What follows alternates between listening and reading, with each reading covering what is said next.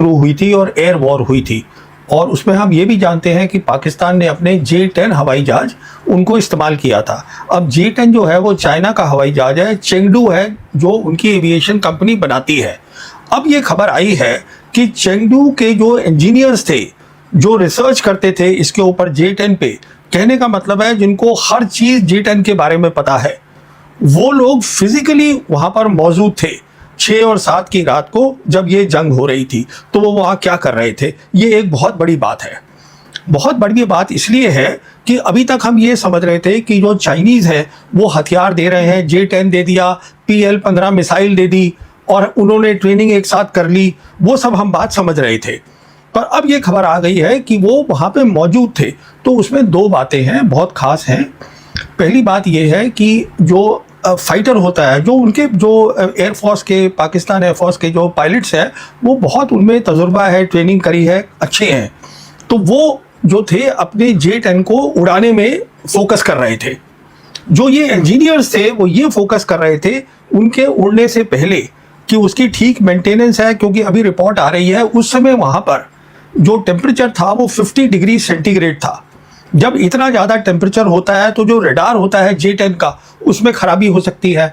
उसका जो electronic warfare system होता है जिससे जैमिंग करी जाती है, उसमें खराबी हो सकती है। तो वो सब इंजीनियर पहले वहाँ चेक कर रहे थे, और उसके बाद जब उन्होंने उड़ान भरी है उनके पायलट्स ने, तो तब जैसे कुछ मालूम होगा आपके दर्शकों को भी, उन्होंने अपने रडार बंद कर दिए थे। J-10 के रडार बंद थे। है पाकिस्तान कहाँ लड़ रहा है भारत से? अगर वो चीन की सपोर्ट से लड़ रहा है या अमेरिका की सपोर्ट नहीं से नहीं नहीं नहीं नहीं नहीं नहीं, ये देखिए, पाकिस्तान पहले भी हमसे जंग कर चुका है। मैं हार भी चुका है। नहीं, पाकिस्तान नहीं हारा है। देखिए, ये मैंने कई बार पहले भी बोला है कि जो मिलिट्री लाइन बनी थी, पहली जंग हुई थी कश्मीर की, और उसके बाद मिलिट्री लाइन बनी 1 जनवरी 1949 को, वेस्टर्न सेक्टर में आज भी कायम है। उसको हम लाइन ऑफ कंट्रोल बोलते हैं। यानी नई लाइन बन गई? नहीं, वही लाइन है, थोड़ी उसको इधर उधर करा हमने। अगर हमको ताकत होती उनको पूरा हराने की, तो वो लाइन ही ग्राउंड पे नहीं होती। वो कहाँ कर पाए हम। जहां तक सवाल है बांग्लादेश बनाने का, हमने बनाया, पर आप खुद सोचिएगा, ईस्ट पाकिस्तान जो 1000 kilometre as the crow flies across India है, वो सपोर्ट कर ही नहीं सकते थे वेस्ट से ईस्ट को, तो वो तो वैसे ही जाना था। आप ये देखिए ना इस बात को, लड़ाई जो हुई वो तो वेस्ट में हुई, और वेस्ट में हमने थमा के रखा उसको, क्योंकि जो उस समय आर्मी चीफ थे उन्होंने सीधा ये आदेश दिया था, जो हमारे वेस्टर्न कमांडर थे उस समय, जनरल कैंडिड से, कि आप इसको रोक के रखिए, हमें यहाँ पे काम करना है, और हमने बांग्लादेश बना दिया।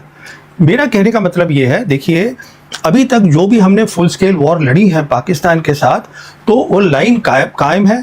अब चाइना उनके साथ खुल के लड़ रहा है, साथ में खड़ा है। वो इसलिए बंद रखे थे, अगर वो ऑन करते तो जो इंडियन के जो पायलट्स थे और फाइटर्स थे उनको पता चल जाता कि हाँ, ये दुश्मन का हवाई जहाज यहाँ आ गया है, हम कैच कर लेते सिग्नल। जी हाँ। तो वो उन्होंने बंद कर दिए, और उन्होंने क्या किया, उसके ऊपर और पीछे एक और एयरक्राफ्ट रखा जिसको हम बोलते हैं AEWC, मतलब एयरबॉर्न अर्ली वार्निंग।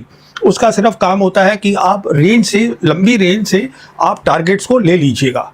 तो उन्होंने टारगेट लिए, वो पीछे थे, और वो टारगेट डेटा जो था वो भेजा इस जहाज को, J-10 जिसने की मिसाइल छोड़नी थी जहां पायलट बैठा था, जिसने अपना रडार बंद कर रखा है, उसको डेटा भेजा। अब यहाँ पर एक बहुत बड़ी टेक्निकल बात आ जाती है। वो टेक्निकल बात क्या होती है कि जो उन्होंने भेजा, जो नेटवर्क था, वो नेटवर्क जो है वो दुरुस्त होना चाहिए। नेटवर्क की जो देखभाल है पूरी, और ये कि वो डेटा वहाँ से ठीक यहाँ पहुँचे, और यहाँ से ठीक जो है, जो उनका कंप्यूटर, देखिए, पायलट जो होता है, जो बैठा होता है, उसके सामने उसके मिशन कंप्यूटर होते हैं, जिससे वो देख रहा होता है क्या हो रहा है। तो डेटा वहाँ से आया। उसके बाद J-10 में एक चीज़ होती है जो इलेक्ट्रॉनिक होती है, जिसको हम बोलते हैं SDR, जिसका बेसिकली उसका मतलब ये होता है कि वो सॉफ्टवेयर डिफाइन रेडियो होते हैं। वो अपनी फ्रीक्वेंसी जल्दी जल्दी चेंज कर लेते हैं। उसको कैसे बनाना है, ये ब्रेन होता है पूरी चीज़ का, उसको कैसे ऑर्गेनाइज करना है, ये इंजीनियर्स ने पहले करके लगाया हुआ था उसमें।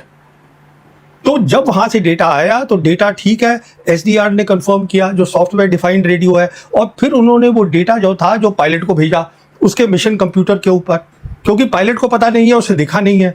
तो उसके बेसिस पे देखिए, अगर डेटा ठीक नहीं होगा, और अगर डेटा रास्ते में जैम हो गया, या साइबर अटैक कर दिया हमने, दुश्मन ने कर दिया, वो खराब हो सकता है। तो SDR की बहुत अहमियत होती है, उसको मेंटेन करना, उसको ठीक प्लग इन करना, और चलने से पहले और उसके बाद उसका जब मिशन कंप्यूटर पे आया, जो कि डेटा दूसरे जहाज ने दिया था, उसके बेसिस पे इन्होंने PL-15 को बटन दबाया और छोड़ दी, और वो सीधा जाके टारगेट पे लग गया। टारगेट पे लगा। मैं टारगेट की बात करूंगी कि क्या है टारगेट, हमारा ही नुकसान जाहिर हुआ होगा। तो मुझे जी। बताइए, लेकिन ये हमला तो अचानक हुआ। भारत ने बताया जरूर था कि हम हमला करने जा रहे हैं, हमने ऐलान किया था कि हम ऑपरेशन सिंदूर करेंगे, लेकिन ये कोई हफ्ते भर पहले तो हमने बताया नहीं था। तो फिर ये इंजीनियर कैसे चीन से पाकिस्तान आ गए और सारी तैयारियां हो गई? ये तो लग रहा है कि हफ्ते भर की 10 दिन की तैयारी है। नहीं, हफ्ते 10 दिन की नहीं है, ये कई सालों की तैयारी है। ये 5 अगस्त 2019 में जब हमने जम्मू कश्मीर से 370 हटाया था, उसी समय से, शायद मैंने आपके शो पे पहले भी कहा है कि चाइनीज लीडर खुलेआम बोलते थे कि हम पाकिस्तान की टेरिटोरियल इंटीग्रिटी, सॉवरेनिटी को हम सपोर्ट करेंगे। तब से बोल रहे थे, और इनकी एक्सरसाइजेज दोनों एयरफोर्स की वो एडवांस हो गई बहुत। तो ये तब से काम चल रहा है, ये अचानक नहीं हुआ है। उसके बाद जब 22 अप्रैल को पहलगाम हुआ है, तो वो काफ़ी टाइम था, उसमें अंदर इनके इंजीनियर यहाँ आ गए होंगे देखने के लिए कि जो है टारगेटिंग है वो बिल्कुल ठीक हो। देखिए, इस बार सिंदूर में जो बालाकोट में हुआ था, बालाकोट में हमने पहली बार 2019 में हमने एयरफोर्स का इस्तेमाल करा था, तो पाकिस्तानी उसके लिए उनको उम्मीद नहीं थी। इस बार तो वो तैयार बैठे थे, जो सैटेलाइट्स थे चाइना के, वो उन्होंने उनको वो भी बताया कि हमारे कहाँ एयरक्राफ्ट है। वो तो सिर्फ इसलिए बैठे थे कि हम एक बार अपनी मिसाइल छोड़ें और वो मिसाइल पाकिस्तान की एयर स्पेस को अंदर चली जाए तो वो हमला करेंगे। और उस हमले में, कहने का मतलब ये है, अगली बार जब ये जंग होगी, जब दिक्कत होगी, तो हमें ये मान के चलना है कि ये पाकिस्तानी पायलट अकेले नहीं है, उनके साथ चाइना के इंजीनियर्स। एग्जैक्टली, मैं इसी बात पे आने जा रही थी कि अब तक जिस बात को राज की तरह रखा जा रहा था कि भाई प्रवीण साहनी ये कह रहे हैं कि चीन पाकिस्तान के साथ है और इसलिए ऐसा हो गया, फला जो सिक्योरिटी एक्सपर्ट है वो कह रहे हैं, मैंने कभी आधिकारिक स्तर पर इस बात को नहीं सुना। यहाँ तक कि जो हमारा प्लायंट मीडिया है, जो दरबारी मीडिया है, उसने कभी ये नहीं कहा कि पाकिस्तान को भारत ने, हमेशा ये कहते रहे कि पाकिस्तान को भारत ने हराया है, कभी भी चीन का जिक्र इसमें नहीं हुआ। अब ये पहली बात तो मुझे इसकी पॉलिटिक्स समझाइए कि अगर चीन इसको कन्फेस कर रहा है कि हाँ हमने अपने इंजीनियर भेजे, इसके मायने क्या हैं? क्या वो भारत को और उसके जख्मों को रगड़ रहा है? क्या भारत को वो चुनौती दे रहा है कि देखिए, मैं इस बात को कन्फेस करता हूं कि आपके सिंदूर ऑपरेशन में जो आपने हमला किया था पाकिस्तान के ऊपर, मैंने पाकिस्तान का साथ दिया? देखिए, चीन ऐसा कुछ नहीं कर रहा है। चीन तो ये सोचता भी नहीं है कि मिलिट्री टर्म्स में इंडिया उसके बराबर का है। चीन जो है अपनी बराबरी मिलिट्री में सिर्फ अमेरिका के साथ करता है। चीन सिर्फ ये संदेशा दे रहा है कि आप ये समझिएगा, जब भी कोई चाइना से ऑफिशियल चैनल से खबर आती है, इसका मतलब ये है कि वो पूरी सरकार की परमिशन से आई है।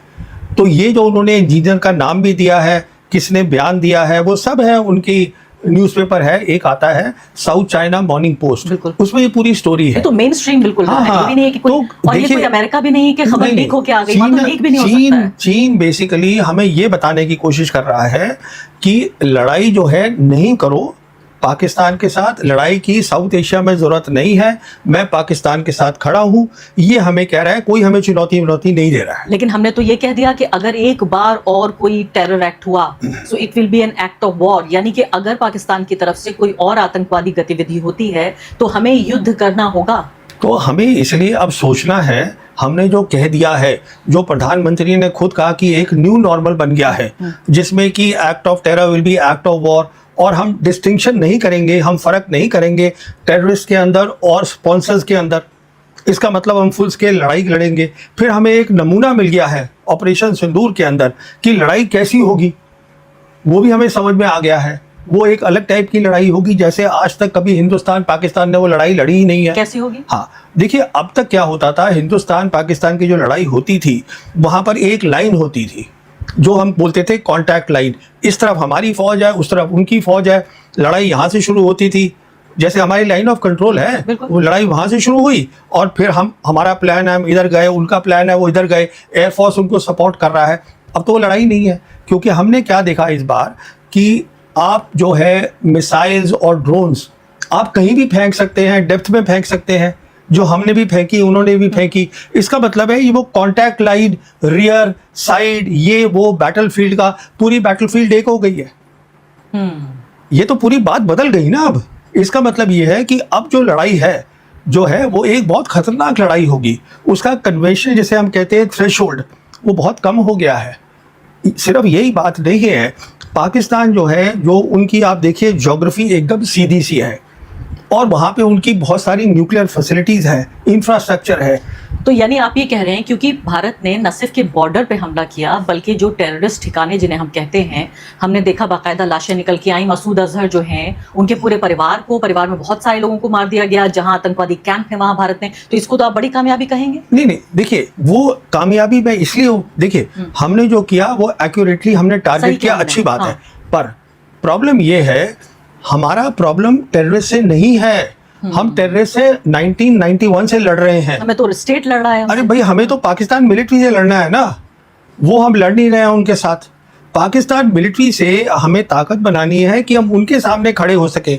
अगर उनको पता चल जाएगा आपके पास ताकत है लड़ाई लड़ने की उनके सामने, तो वो ये कम कर देंगे काम जो कर रहे हैं। पाकिस्तान तो छिप के लड़ रहा है। पाकिस्तान कहाँ लड़ रहा है भारत से? अगर वो चीन की सपोर्ट से लड़ रहा है या अमेरिका की सपोर्ट से लड़ रहा है? नहीं, ये देखिए, पाकिस्तान पहले भी हमसे जंग कर चुका है। मैं हार भी चुका है। नहीं, पाकिस्तान नहीं हारा है। देखिए, ये मैंने कई बार पहले भी बोला है कि जो मिलिट्री लाइन बनी थी, पहली जंग हुई थी कश्मीर की और उसके बाद मिलिट्री लाइन बनी 1 जनवरी 1949 को, वेस्टर्न सेक्टर में आज भी कायम है। उसको हम लाइन ऑफ कंट्रोल बोलते हैं। यानी नई लाइन बन गई? नहीं, वही लाइन है, थोड़ी उसको इधर उधर करा हमने। अगर हमको ताकत होती उनको पूरा हराने की, तो वो लाइन ही ग्राउंड पे नहीं होती। वो कहाँ कर पाए हम?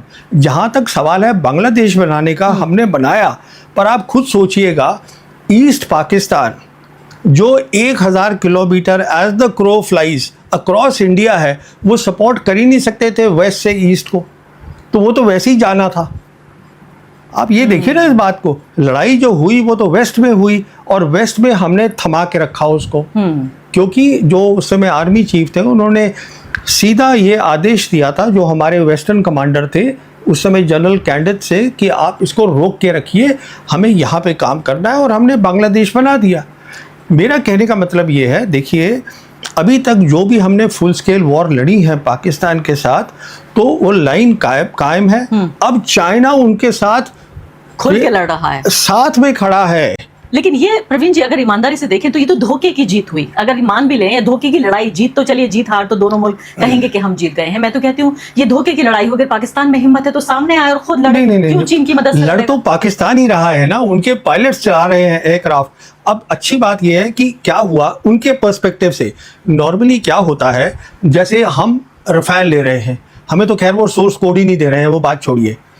तो हमारे जैसे रफेल होंगे तो इंजीनियर नहीं आते हमारे पास, फ्रेंच उनके तो आप छोड़िए, वो तो सोर्स कोड ही नहीं दे रहे हमें।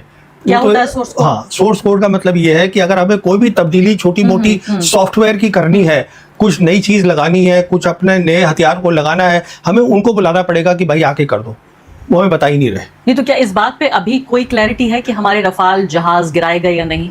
देखिए, जहां तक गिराने का सवाल है, वो उनका कहना है कि हमने इतने गिराए हैं, 4। जो उनके लेफ्टिनेंट जनरल किदवाई हैं, उन्होंने 4 के नंबर भी दिए हैं। हम अपनी तरफ से क्या हुआ हम बताना नहीं चाहते, तो बात वहीं अटकी हुई है। लेकिन अमेरिका के गिरे तो साफ तौर पे सारी अमेरिकन मीडिया ने जब गिराए ईरान ने, तो अमेरिकी मीडिया ने सब बात, दूध का दूध पानी का पानी, सब कुछ सामने रख दिया कि इतने गिराए गए। किसके? अमेरिका के इराक में गिरा, एक ओमान में, अच्छा, आप वेस्ट एशिया की बात कर रही हैं। हाँ, मैं कह रही हूँ जब उनके गिरे तो लोकतंत्र में तो देखिए, जब जंग होती है तो हार और जीत दोनों होती है, नुकसान और फायदा दोनों होता है। इतनी बड़ी ताकत अमेरिका, जब उसके कई जहाज गिराए गए, और वो जहाज जिनको कहा जाता है कि इनविंसिबल हैं, और वो बने ही इस तरह से हैं कि वो कभी गिराए नहीं जा सकते। तो इसका जवाब जो है ये मीडिया को लेना पड़ेगा, सरकार से। इसके बारे में मैं क्या बोल सकता हूँ? नहीं, आपको पता तो है। नहीं, अब देखिए, मेरे पता होने से कुछ नहीं होता है। सरकार को बताना है कि 6 और 7 की रात को हम अभी जश्न मना रहे हैं ऑपरेशन सिंदूर का, अच्छी बात है। और हम कुछ लेसन्स भी लर्न करे होंगे हमने, वो भी अच्छी बात है। कुछ हम भी अपनी तब्दीलियां कर रहे हैं। पर उस समय क्या हुआ, क्योंकि 6 और 7 की रात बहुत इंपॉर्टेंट है। मैं बार बार बोलता हूं कि हिंदुस्तान पाकिस्तान के बीच में जब हमारे पास कॉन्टिग्यूअस बॉर्डर है, मतलब हम साथ साथ हैं, तो एयर वॉर का बहुत इंपॉर्टेंट रोल होगा। अगर उनकी एयर वॉर में हमने देखा, उन्होंने बालाकोट में भी अच्छा किया 2019 में एयर वॉर में, वो दिन के टाइम आए थे, अगर आपको याद होगा। और फिर 5 साल बाद तो अब फिर वो अच्छा कर रहे हैं, और इस बार तो उनके इंजीनियर भी आ गए। हम देखिए नॉर्मली क्या होता है कि आप J10 लेकर आइएगा और उसके बाद पाकिस्तानी इंजीनियर जो हैं वो ट्रेनिंग करके आते हैं और यहाँ आते हैं। पर अजीब बात ये देखी गई कि उनके खुद ही इंजीनियर यहाँ आ गए। तो मतलब और हम जिनसे जहाज ले रहे हैं फ्रांस से, ना वो हमारे साथ राजनीतिक तौर पर साथ हैं, और आप कह रहे हैं वो तो कोड भी नहीं दे रहे हैं। देखिए न्यूज़ जो आ रही है वो यही है कि वो सोर्स कोड, देखिए सोर्स कोड जो होता है इसका मतलब ये है कि पूरी आजकल जो हवाई जहाज होते हैं बहुत सोफिस्टिकेटेड होते हैं, वो सब डिजिटल होते हैं। तो उसका डिजिटल खाका क्या है वो कोई भी नहीं बताएगा दूसरे को। तो हमें ये कभी पता नहीं चलेगा कि सिंदूर में आखिर हुआ क्या था। हमें ये कभी पता नहीं चलेगा कि हमारे रफाल जहाज गिराए गए या नहीं गिराए गए। मुझे याद है द वायर ने एक स्टोरी की थी और उसमें CNN की स्टोरी को सिर्फ कोट किया था कि 1 या 3 या जितने भी रफाल जहाज गिरा दिए गए, और इसको लेकर फ्रांस में तो इन्वेस्टिगेशन हो रहा है कि रफाल गिराया कैसे जा सकता है, क्योंकि उनके जो पूरा ब्रांडिंग जो उन्होंने रफाल के इर्द गिर्द की है उन्हें बहुत भारी नुकसान पहुंचा है। तो इस पर तो वायर की वेबसाइट एक दिन के लिए बंद कर दी गई थी। आप कह रहे हैं मीडिया को बोलना चाहिए? नहीं, वो तो मेरी वेबसाइट भी बंद हुई थी उसी दिन, क्योंकि रफाल का जो रहस्य है वो शायद जब अगली सरकार कभी आएगी तो तभी खुलेगा। अभी तो खुलने वाला है नहीं, तो वो तो बात खत्म हो गई। मैं एक बार ये सोचती हूँ इसी की राजनीति के लिए कि जब ये मान लेते हैं एक बार अगर मोदी जी या हमारे रक्षा मंत्री ये कह दें कि भाई हम जंग कर रहे थे, जंग में हमने उनका 3 गुना नुकसान किया लेकिन 1 गुना नुकसान हमारा भी हुआ, इसमें क्या बदल जाएगा? नहीं, ये तो सरकार जवाब देगी ना। मैं क्या बता सकता हूँ इसके बारे में? आप डिफेंस के अलावा डिफेंस की पॉलिटिक्स को भी समझते होंगे आप। नहीं, देखिए ये मैं तो पॉलिटिक्स के डिफेंस पॉलिटिक्स तो मैं ये समझता हूँ कि इंडियन एयरफोर्स को काउंटर टेरर ऑपरेशन पे इस्तेमाल करना ही नहीं चाहिए था। ये है सीधी सी बात, क्योंकि इंडियन एयरफोर्स जो है वो हमारी सबसे इलीट सर्विस है। हमने उसको 2019 में इस्तेमाल किया। एयरफोर्स की कमजोरियां बताई उनको कि हमारा जो इलेक्ट्रॉनिक वॉरफेयर है, जो जैमिंग होता है, वो उनका बेहतर देखा गया हमारे से। फिर इसमें कुछ कमजोरियां निकली हैं जो जिसका मैं जिक्र नहीं करना चाहता हूँ। जब खबर बाहर नहीं आती है तो आपको कैसे पता लगता है ये सब? किस चीज में? जब ये खबरें बाहर, जब मीडिया छापी नहीं, वो देखिए वो ऐसा होता है कि एक तजुर्बा भी होता है, आप देख लेते हैं। हाँ, तो एक तजुर्बा है मेरा भी।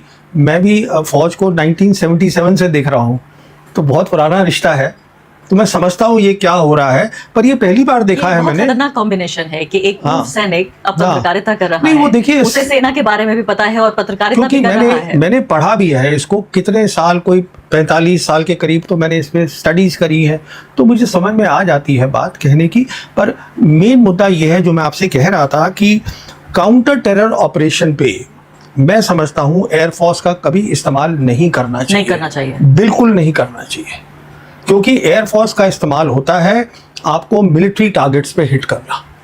ये होता है जो उन्होंने दोनों बार किया। 2019 में भी किया उन्होंने, और उन्होंने अब भी किया। और आतंकवादी ठिकानों पे हमला करना हो तो क्या करेंगे? नहीं, उसके लिए कहाँ पर, उसके लिए आप अपना आर्मी यूज करिए ना। देखिए आपको पंजाब तो अंदर फरीदाबाद में फरीदकोट में जाके और बाकी जगहों पर जाके अगर कराची के पास करना है तो कैसे कर लेगा भारत? वही मैं आपसे कह रहा हूँ ना कि आप जो है फैसलाबाद नहीं, देखिए आप पहले वहाँ पख्तूनख्वा वहाँ पहुँच गए 2019 में, खैबर पख्तूनख्वा में, वहाँ आपने मारा बालाकोट में।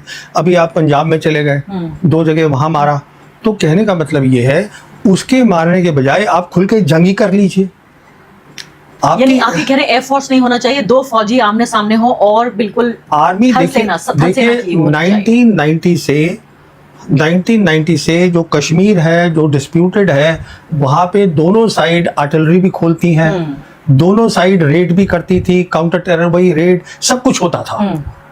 तो पर कभी एयरफोर्स का इस्तेमाल नहीं हुआ। तो ये वही बेसिक मुद्दा आ जाता है। ये सरकार ने सोचा है, उनकी ये नीति आ गई कि हम जो है एयरफोर्स को इस्तेमाल करेंगे। ये सरकार की सोच है और एयरफोर्स इसमें राजी हो गई। ये एयरफोर्स की सोच है। क्या ऐसा भी संभव है आज की तारीख में कि एयरफोर्स ये कह दे कि भाई अगर डिफेंस मिनिस्टर या प्राइम मिनिस्टर कुछ कह रहे हैं उसको मना कर सकती है एयरफोर्स? नहीं, देखिए एयरफोर्स, देखिए जब कोई एयर चीफ होता है या आर्मी चीफ होता है या नेवी चीफ होता है, अगर आप चीफ बन गए ये सबसे बड़ी बात है। दूसरी बात, आपकी जो पूरी फौज होती है वो आपके इशारे पे काम करती है, आपके इशारे पे वो जान देने को तैयार है। इस बात को आप समझिएगा। ये बात लोगों की समझ में नहीं आती। जवान जो होता है वो देश के लिए नहीं मरता है। जवान जो होता है वो अपनी यूनिट की, अपनी आर्मी की इज्जत के लिए मरता है। इस बात को समझिएगा।